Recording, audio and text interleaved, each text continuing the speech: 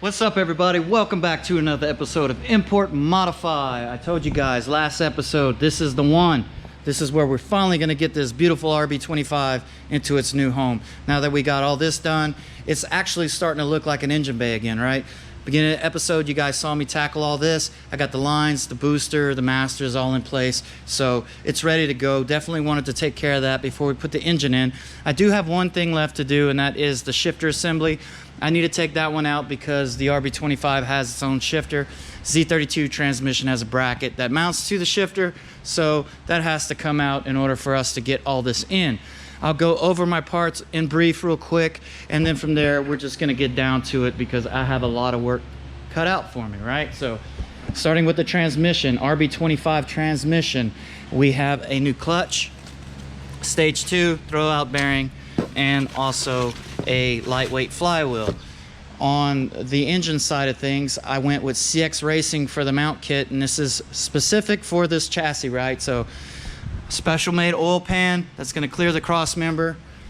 Also the brackets and everything for the mounts. We have the engine mounts.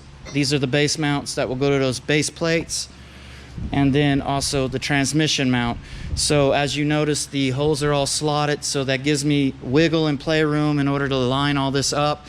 And the goal is to align it to where the shifter is centered as much as possible, but giving me clearance from the rear head to the bulkhead. And I did add a little bit of extra parts on the back because this is a rear head drain for oil that collects on the back of these heads. RB25s have a problem with oil collecting towards the back of the head and not draining correctly, so this kit right here remedies that. And I bought this online a long time ago. It was a company out of New Zealand.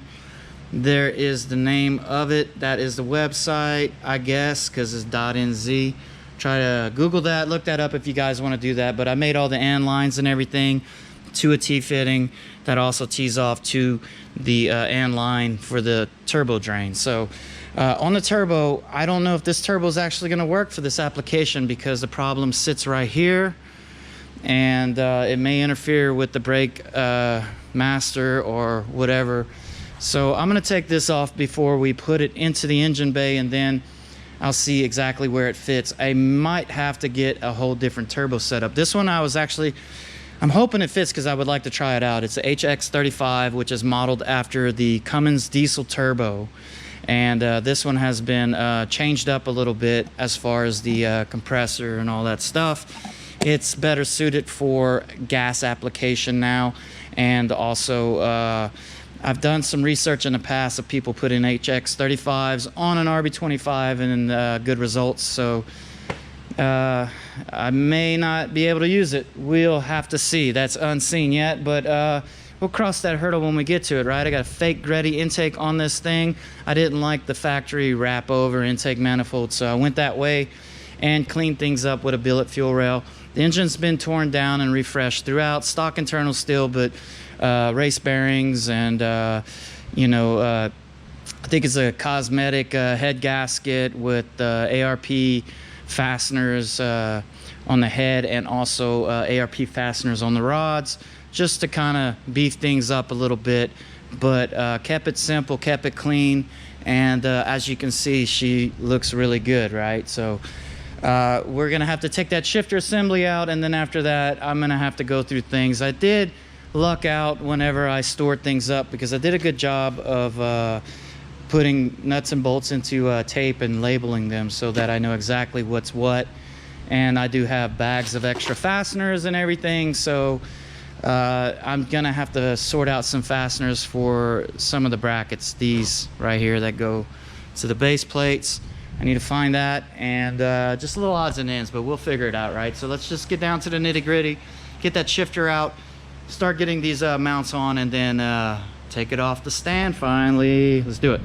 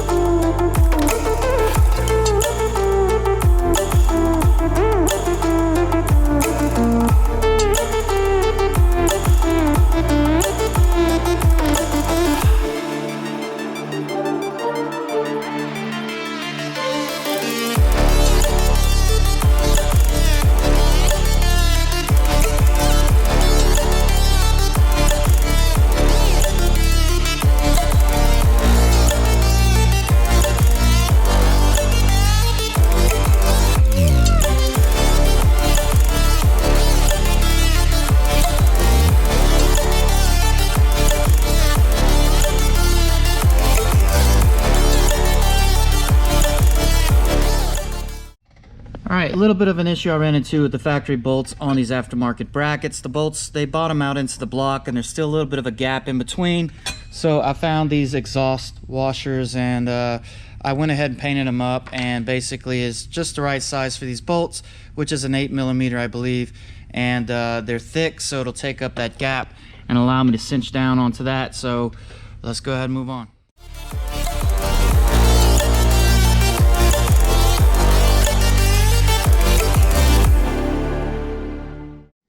All right, so I ran into a little bit of an issue whenever it came to mounting up the bottom mount to this bracket. Now I sized out the bolt for the slot and it is a 12mm, and as you can see, it fits perfect in there. But on that bottom mount, it doesn't fit perfect through the slot, so it catches the edge of that thread. So I'm gonna relieve this slot, and I'm gonna do that with the drill and this little die grinding piece.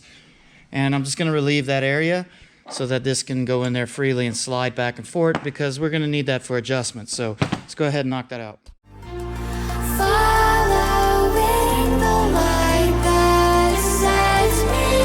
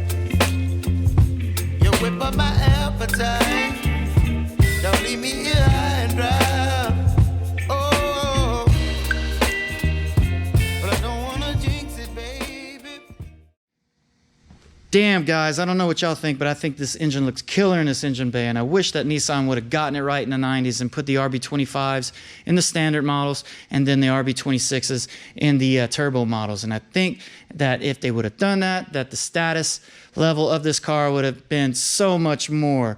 But they got it wrong with the VG. I do believe, in my own opinion, that that's what kind of ultimately killed these cars as far as the status quo, because they were over-engineered, packed in tight with the VG and everything like that. They were complicated to work on. The average guy didn't work on them because of that reason, and they got neglected, and then they found themselves broken down, sitting and just deteriorating, and it's sad.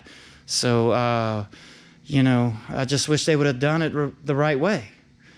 But enough of that. I love the way it looks, guys, obviously, and let me talk about some of the complications that I came across whenever I was putting it in the bay. And basically, I have the crank pulley on, and I decided not to put the flywheel and clutch on. And I'm glad I decided to not do that because I barely had room. I mean, it was between here and where it comes out right here.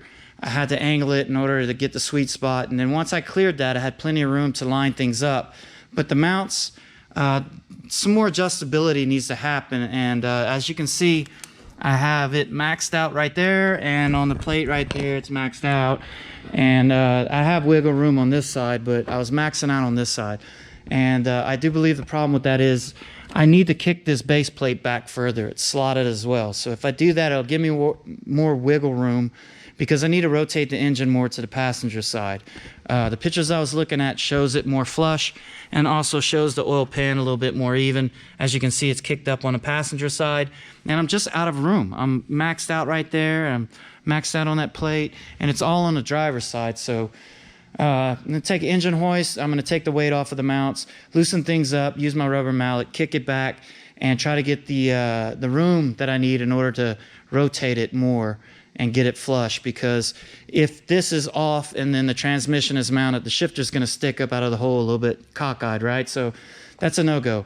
So I got to take care of that. And then I was looking at things to gather up for the clutch and all that, and the transmission, and I can't find the dang bolts for the bell housing. So I need to find those bolts. So I decided that I'm going to go ahead and call it the day on this episode, and it'll give me a way to get more content to y'all faster. And pretty much there, I find those bolts, I'll throw that together. It'll be on another episode in a couple weeks, as opposed to waiting a month, because I'm very busy with flight school, and I only have time in between to do this. So when I'm caught up on my studies and my flights, then I could come in and do what I got to do. But I think if I do this, it'll be better for y'all. So that's what I decided to do. We're going to call it the day on this. We did make great progress with this project, and like I said, I'm totally excited. I think this thing looks great, and I had to put the panels on because I wanted to get the vision right.